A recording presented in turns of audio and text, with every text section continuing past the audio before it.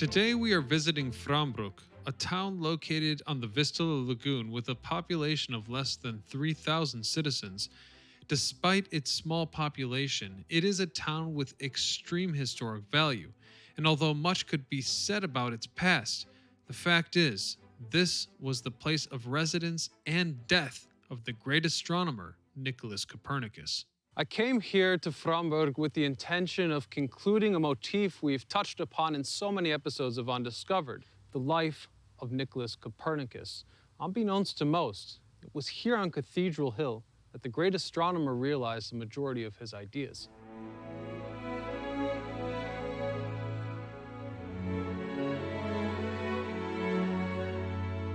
Urodził się kanonik Kopernik w Toruniu. Spędził młodzieńcze lata w tym mieście, jednak większość swego życia, praktycznie całe swoje życie dorosłe spędził na Warmii, wypełniając różne funkcje wynikające z tego, że był w gremium kolegium kanoników kapituły katedralnej i z tego wynikała nie tylko funkcja duchownego, ale przede wszystkim także funkcja administratora dóbr kościelnych. Tu we Fromborku możemy powiedzieć, że zatrzymał Słońce, a poruszył Ziemię i planety, gdyż tu właśnie prowadził głównie swoje badania obserwacji nieba i obliczeń matematycznych. Wszystko wskazuje na to, że działo się to przy jego zewnętrznym domu, zewnętrznej kanonii, gdzie było wybudowane pavimentum, czyli coś w rodzaju tarasu z wyznaczonym południkiem i w tym miejscu ustawione instrumenty, z których korzystał Kopernik.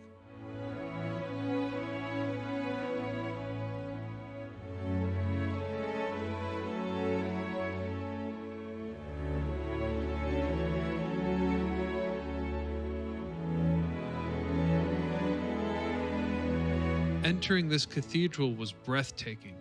The way the light shined through the stained glass into the misty air left a strong impression on me. Above all, I found the wealth of this monument to be perfectly befitting of a place for Poland's greatest hero to rest. W maju 1543 roku Kopernik umiera we Fromborku. Przywilejem wynikającym z faktu, że należał do kolegium kapituły katedralnej, do grupy kanoników, było to, że mógł być, i tak się stało, został pochowany przy ołtarzu bocznym w katedrze, który, jak to my mówimy, do niego należał, czyli przy tym ołtarzu pełnił służbę Bożą.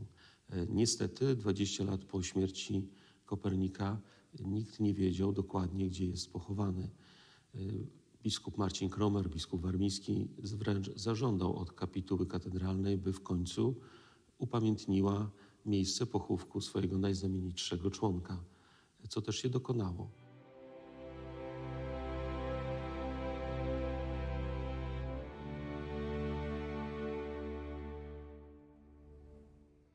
Budowę katedry zakończono w 1388 roku i powoli była ona wyposażana. Trudno powiedzieć, jakie było to pierwotne wyposażenie, gdyż to, co my dzisiaj oglądamy, to już jest czas mocno późniejszy w stosunku do czasu budowy. To jest już czas po potopie szwedzkim, po wojnach szwedzkich, bo niestety wojny szwedzkie ogołociły katedrę z pierwotnego wystroju. To, co jest najcenniejsze i najważniejsze w tym momencie, to jest dawny ołtarz katedry z Madonną w formie Madonny apokaliptycznej. Najcenniejszy zabytek na tym terenie Polski to jest epitafium kanonika Boreszowa, malarstwo na desce dębowej. To są najcenniejsze świadectwa z tamtego czasu, połowa XV wieku, początek XVI.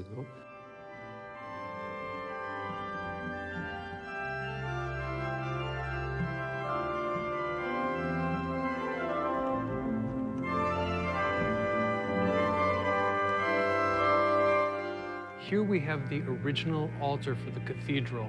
What's outstanding about it, although it's missing some of its icons, this was the altar where Nicholas Copernicus prayed. Now, if you're curious what the 15th century attic above the cathedral where Nicholas Copernicus prayed looks like, you're in luck, because we are about to ascend its tower and check it out.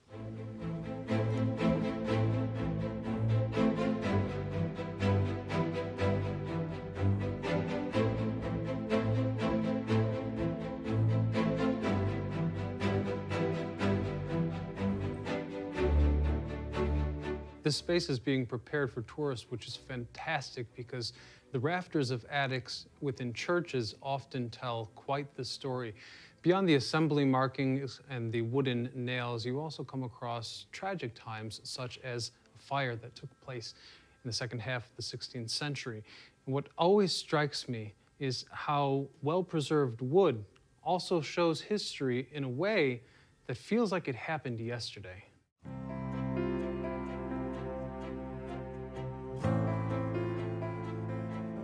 Another one of the towers here was mammoth. It has a planetarium and one of the largest pendulums I've ever seen. As I ascended its heights, I considered the crossroads of astronomy and religion. This is a seemingly uncommon connection, but places like Cathedral Hill and Frombork were once the European pillars of knowledge.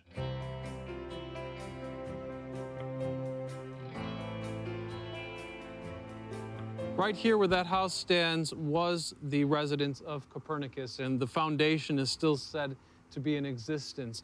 Interestingly, one of his neighbors was the Krasiński family, but that home is abandoned now. In times of conflict, the cannons would actually enter the confounds of Cathedral Hill, where Copernicus had his second residence.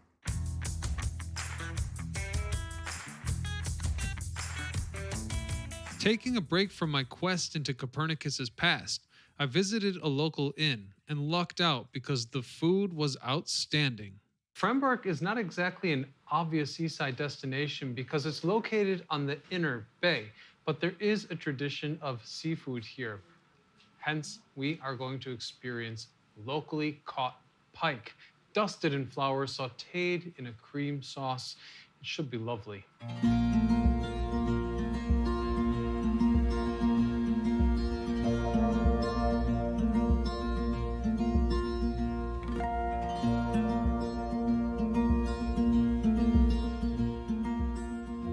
Something new on every journey. For example, my understanding was that cod was the staple dish of the Polish seaside, and as it turns out, pike is far more tasty, rich, thick, fresh, and amazing.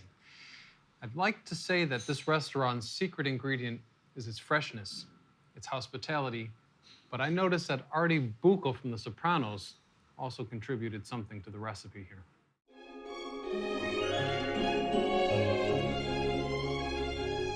After my supper, I visited a special museum celebrating the life work of Copernicus, underlying the aspects of what made the man into a legend. Był samotnikiem, to wiemy o nim. Mógł być postrzegany jako osoba trochę inna. Patrzymy na ludzi trochę zakręconych na punkcie czegoś, takich mających pasję w stosunku do jakiejś nauki, dziedziny, jak na osoby trochę inne i takie trochę zwariowane. Ja myślę, że pod tym względem mógł być tak postrzegany. Był kanonikiem, to jedno, ale oprócz tego bardzo wykształcony, wszechstronnie wykształcony i kapituła, do której należał, wykorzystywała ten fakt. Bo kiedy były spory graniczne, to Kopernik robił mapę. Kiedy były sytuacje, że byli chorzy, to Kopernik był lekarzem. Astronomia tamtego czasu to pomiar kątów i matematyka. Kiedy patrzymy na przyrządy Kopernika, one były proste.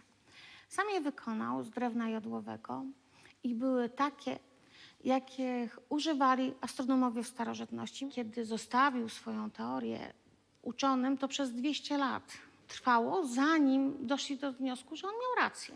It's so strange that throughout this entire museum dedicated to Copernicus, there's basically nothing that he owned directly.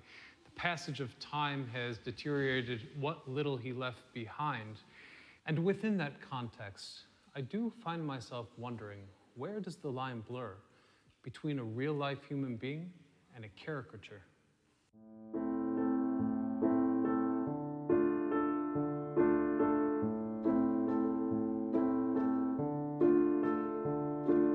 It seems that almost everything here was touched by Copernicus, a notion further expanded upon during my visit to the Hospital of the Holy Spirit. Hospital of the Holy Spirit is another notable landmark on account of it having served common people in the second half of the 14th century. Additionally, Copernicus lived here for a year during a period when his home had been destroyed by warfare. Given that he was a doctor, some believe that this was also a place of his work. seems to me that medicine is one of the most intimidating parts of academia. And it's really kind of counterintuitive. Doctors spend their entire career studying the components that make us up as beings. And despite the fact that I'm made of the components in front of me, I can barely stomach this for more than a few seconds. And I suppose the reason is really philosophical. Looking at this straight on, it illustrates just how fleeting our time here really is.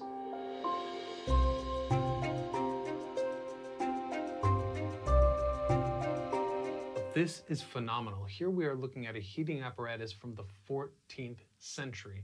There are two schools of thought in terms of what purpose it served. Some believe that it was used to produce steam for healing of the patients, but the majority believe that it was centralized heat. And the concept is brilliant. As fuel can extinguish rather rapidly, they would actually heat up stones and retain the heat for many, many hours.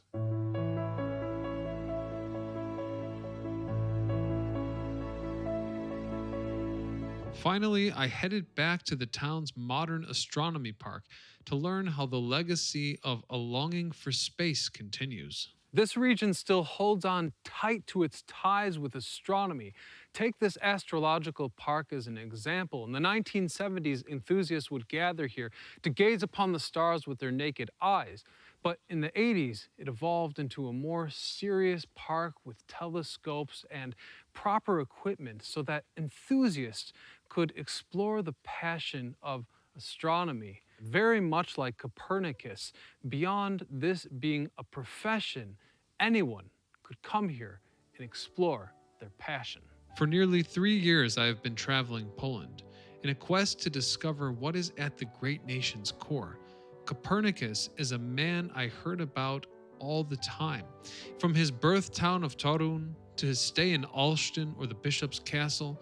And in concluding this theme of Undiscovered, we yet find ourselves in the small town that very few people have heard about, seemingly the most important piece of the puzzle. Being here makes me recall visiting the Statue of Liberty as a child, and the distinct feeling of disappointment that the statue was much smaller than its reputation would have you imagine. And this very much lends towards the idea of Copernicus himself, a sophisticated man, but an ordinary canon. In fact, he wasn't even the most important person within the hierarchy of this institution. And yet his name goes far beyond what anyone here might have imagined. Frombork, in a sense, has proved to me that legends truly are larger than life. And with that, I'm Ryan Sokash for Poland In.